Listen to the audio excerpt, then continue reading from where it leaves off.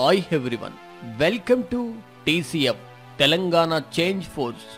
మన తెలంగాణ మొత్తం సుమారు 1000కి పైగా గ్రామాలు ఉన్నాయి. గ్రామాలలో ఉన్న అంగన్వాడీ బడులు ఆ గ్రామాలకు ఎంతో అవసరం. ఎందుకంటే చిన్నపిల్లలకు పాఠశాలను అలవాటు పరచడానికి గాని, పౌష్టిక ఆహారం అందించడానికి గాని ప్రభుత్వం ఈ అంగన్వాడీలను ఏర్పాటు చేసింది. మరి ప్రతి గ్రామంలో అంగన్వాడీ బడులు సక్రమంగా నడుస్తున్నాయా అనే దానిపై టీసీఎఫ్ ఒక వీడియో చేస్తుంది. ప్రభుత్వం ఒక ఊళ్ళో ఒక అంగన్వాడీ బడిని నడపడానికి కొన్ని సౌకర్యాలు కల్పిస్తుంది. మరి ఆ సౌకర్యాలు గ్రామాలలో నెరవేరుస్తున్నారా? నిజానికి గ్రామాల్లో అంగన్వాడీ స్కూళ్లు ఎలా ఉండాలి అన్నది ఒక్కసారి చూద్దాం. ప్రతిరోజు ఉదయం 9 గంటల నుండి 4 గంటల వరకు అంగన్వాడీ సెంటర్ పనిచేయాలి. గర్భిణీ స్త్రీలకు, పాలిపోయిన స్త్రీలకు రేషన్ ఇవ్వడం, దీనిలో గుడ్లు, బియ్యం, పప్పు, ఆయిల్, కూరగాయలు, మసాలాలు, పాలు ఇవ్వడం, ఉడికిన గుడ్లను 10 గంటలకు ప్రీ స్కూల్ పిల్లలకు పెట్టడం, ఒక ఆనందకరమైనటువంటి వాతావరణాన్ని నెలకొల్పి పిల్లలకు చదువులు నేర్పడం, వారి పెరుగుదల, నేర్చుకునే శక్తులను అంచనా వేయడం, పోషకాహారాలు 3 నుంచి 6 సంవత్సరాల వయసున్న పిల్లలకు అందచేయడం, వేడిగా వండిన ఆహారాన్ని గర్భిణీ స్త్రీలకు అందించడం, పాలిపోయిన స్త్రీలకు ఇవ్వడం ఆహార పట్టిక ఆధారంగా చేయాలి. ఆహారంలో పోషణ, శుభ్రత ఖచ్చితంగా ఉండేలా చూడాల్సిన బాధ్యత ప్రతి అంగన్వాడీ వర్కర్ యొక్క బాధ్యతనే. బాగా పోషకాహార లోపం ఉన్నటువంటి పిల్లలకు ప్రతి 2 గంటలకు ఆహారం ఇచ్చే విధంగా చూసుకోవాల్సిన బాధ్యత అంగన్వాడీ వర్కర్లది. ప్రతి నెల 3 ఏళ్ల వయసులోపున్న పిల్లలందరికీ పెరుగుదల పర్యవేక్షణ కింద వారి బరువుని ప్రతి నెల చూడాలి. వారిలో ఒకవేళ పెరుగుదల లేకపోతే దానిలోని అడ్డంకులను తొలగించాలి.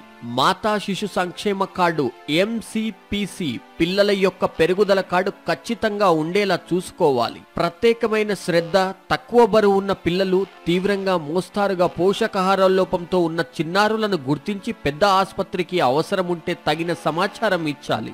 బిడ్డ పెరుగుదల మరియు పిల్లవాడి పెరుగుదల విధానాన్ని గుర్తించి ఆయా తల్లులకు వివరంగా తెలపాల్సిన బాధ్యత ప్రతి అంగన్వాడీ వర్కర్స్ది. ఒకవేళ కంటి చూపు సంబంధించిన సమస్యలతో బాధపడుతున్న పిల్లలను గుర్తించి వారిని స్క్రీనింగ్ సెంటర్ కు పంపాలి. ప్రతి అంగన్వాడీ వర్కర్ గ్రామ సభలకు హాజరు కావాలి. ప్రతి ఒక్క డిపార్ట్మెంట్ తో సంబంధాలు నెలకొల్పుకోవాలి. పంచాయతీ, తాగునీరు, చదువు, పారిశుద్ధ్యం డిపార్ట్మెంట్లలో శాఖలతో సంబంధాలు పెట్టుకుని గ్రామం గురించి వివరించాలి. అంతేకాదు ICDS నిర్వహించిన కార్యక్రమాలు విజయవంతంగా నెలకొల్పాలి. అంగన్వాడీ పర్యవేక్షణ సహాయక కమిటీ ప్రతి నెల అభివృద్ధి గురించి తెలపాలి. రిజిస్టర్ మరియు రికార్డులను నెలకొల్పాలి. పిల్లలు పుట్టక గురించి, మాతా శిశు సంక్షేమ గురించి, చావు జన్మల గురించి రిజిస్టార్లో తప్పకుండా నమోదు చేయాలి. ECLE రోజును అంగన్వాడీ సెంటర్ దగ్గర నిర్వహించాలి. ఫ్రీ స్కూల్ సర్టిఫికేట్ CDPO ద్వారా గుర్తింపు పొందినటువంటి పిల్లలకు ప్రైమరీ స్కూళ్లలో చేర్పించాలి. ప్రతి సంవత్సరం గృహాల సర్వేలను నిర్వహించి ప్రతి 3 నెలలకు దీనిని రిజిస్టార్లో రాయాలి. అంతేకాదు ప్రభుత్వం ఎలాంటి బాధ్యత ఇచ్చినా కూడా నిర్వహించాలి. అంటే ప్రతి గ్రామంలో ఇవన్నీ కూడా నెరవేర్చాలి. మరి ఏ గ్రామాలలో నడుస్తున్నాయి? కొన్ని గ్రామాల్లో అయితే ఇందులో సగం కూడా అమలు కావడం లేదు. మరికొన్ని గ్రామాల్లో అసలు అంగన్వాడీ వర్కర్స్ కి కూడా ఏ రూల్స్ ఉంటాయో కూడా తెలియదు. మరి ప్రభుత్వం ఇన్ని రకాల సౌకర్యాలను చిన్న పిల్లల కోసం కల్పిస్తుంటే నిధులన్నీ ఎక్కడ వెళ్తున్నాయి? పసిపిల్లల దగ్గర కూడా ఇలాంటి సంఘటనలు ఎందుకు జరుగుతున్నాయి? మరి మీ గ్రామంలో అంగన్వాడీ గురించి మా టీసీఎఫ్ టీమ్ కు తెలియచేయండి. ఏవైనా అవకతవకలు జరిగినట్లయితే ఆ సమాచారాన్ని మాకు అందించండి. ఇంత టెక్నాలజీతో బ్రతుకుతున్న ఈ రోజుల్లో అన్ని తెలిసి కూడా మనం ప్రశ్న వేయకపోతే ఎందరో చిన్నారులు ఇలాంటి సౌకర్యాలకు దూరమవుతారు. ఈ వీడియోను మీ తోటి వాళ్లకు షేర్ చేయండి.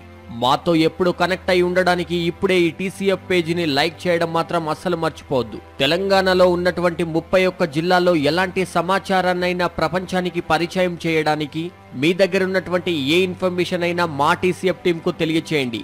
మా నెంబర్స్. మరి నెక్స్ట్ వీడియోలో ఒకవేళ అంగన్వాడీ వర్కర్లు ఇలాంటి సౌకర్యాలు అన్ని కూడా ఊరిలో అందించకపోతే వారిపై ఎలాంటి చర్యలు తీసుకోవాలి అనే అంశంపై వీడియో చేయడం జరుగుతుంది.